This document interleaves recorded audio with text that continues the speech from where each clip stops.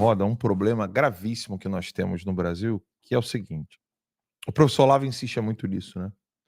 Ele falava muito de destruir as ideias dominantes. E o que que é a ideia dominante? Primeiro que encontrar as Só para palavras avisar as certas. pessoas que, assim, elas perceberam que eu tive que ir lá ajeitar o foco da câmera do Max e agora Né? ele tá ajeitando o foco da sua câmera. Desculpa, Alan. Vamos lá. As pessoas acabam caminhando num jogo linguístico que é o jogo linguístico do inimigo. E isso é um problema. Nós só pensamos por meio das palavras. É bom as pessoas entenderem isso com clareza. Você não tem como pensar fora das palavras. Não tem. Isso é uma impossibilidade. Você pensar em algo que você não pode nomear é impossível. Você não tem como ficar fazendo. O que é raciocinar, né? Raciocinar é ir de um objeto a outro. Isso é o raciocínio. Então, você não tem como ir de um objeto a outro se você não tem como nominar os dois. Você pode até não conseguir nominar um, mas você consegue dar nome a um outro. E aí você vai trazendo o que tem de características no A para o B que você conhece. Por que eu estou falando isso? Depois tema filosófico, chato pra cacete. É de extrema importância você entender isso. Grava isso, escreve num pedaço de papel. Eu só posso entender aquilo que eu consigo nomear. Você consegue dar uma palavra para aquilo. Porque o jogo de palavras, ele vai moldando o seu pensamento, enquanto a realidade não é tocada. A realidade está lá, se impondo. Mas o jogo de palavras vai fazer com que a pessoa vai ficando doente, maluca ou inteligente, sábia.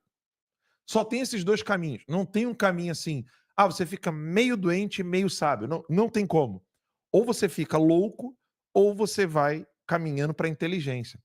Então, por exemplo, as palavras golpe, julgamento. Não tem julgamento. Bolsonaro não está sendo julgado. Porque não é um julgamento. Não tem leis no Brasil mais. Nós mostramos aqui, o Laudelino mostrou outro dia, o cara que conseguiu imprimir como que seria aquilo ali era o que? Era de impostos?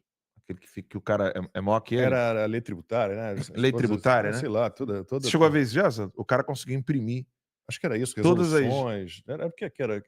Era relativo a Acho que era, tributos, né? era tributos. Não era? Aquele livro. Normas, tributos e tal. O cara imprimiu tudo e o livro ficou maior do que ele. Sim, era Provavelmente Código Tributário. era Código Tributário. Código Tributário, exatamente. Então, assim, no Brasil não existem leis. No Brasil existe uma maracutaia burocrática. Né? É isso aí, ó. Olha lá. Sim.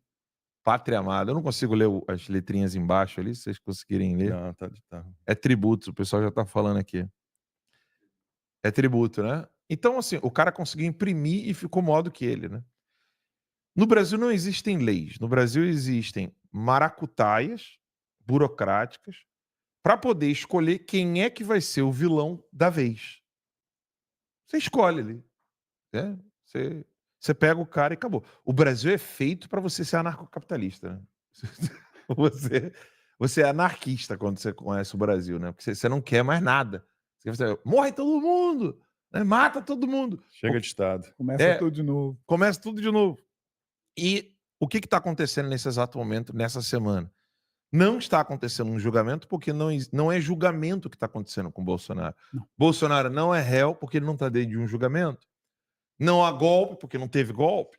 Então, o jogo linguístico da mídia, ele é feito para favorecer a loucura. Então, eu sei que tem canais ao vivo aqui agora, inclusive, por exemplo, o Pânico está com um excelente jurista, né, que é o André Marcília. Lá ao vivo.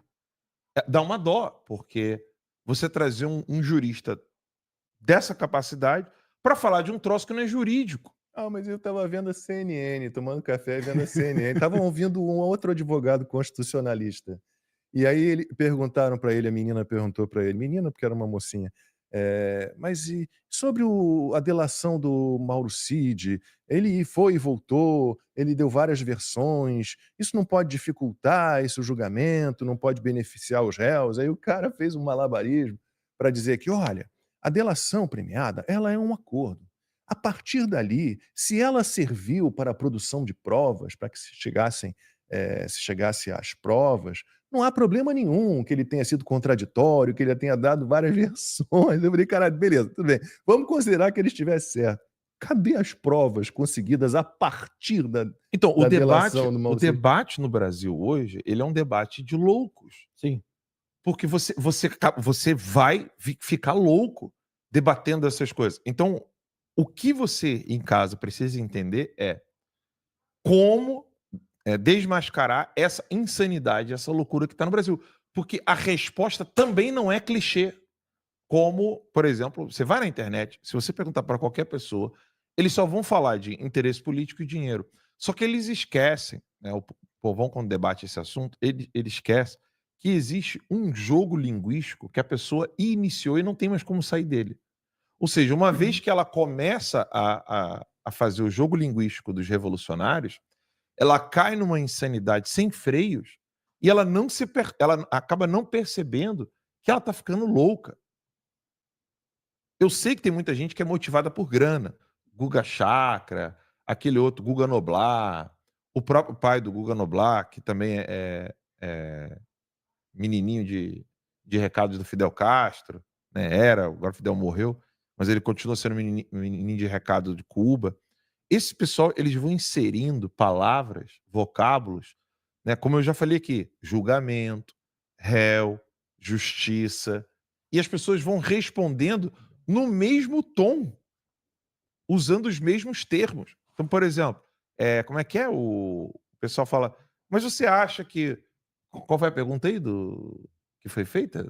Mas isso aqui não pode atrapalhar o julgamento, a delação? Se o ir e vir do Mauro Cid, as várias versões que ele deu em vários depoimentos, se isso não poderia enfraquecer tudo que foi construído, né, sobre cartas, né, contra os réus a partir dessa delação fajutérrima. É tudo fajuto, É né? tudo fajuto. Do Só Mauro que se Cid. você... Aí o que o professor Olavo ensinou, e graças a Deus a gente consegue sair desse cracking, né? Tô aqui Essa com falsa lógica, né? Com falsas premissas. falsas que você- premissas, exatamente.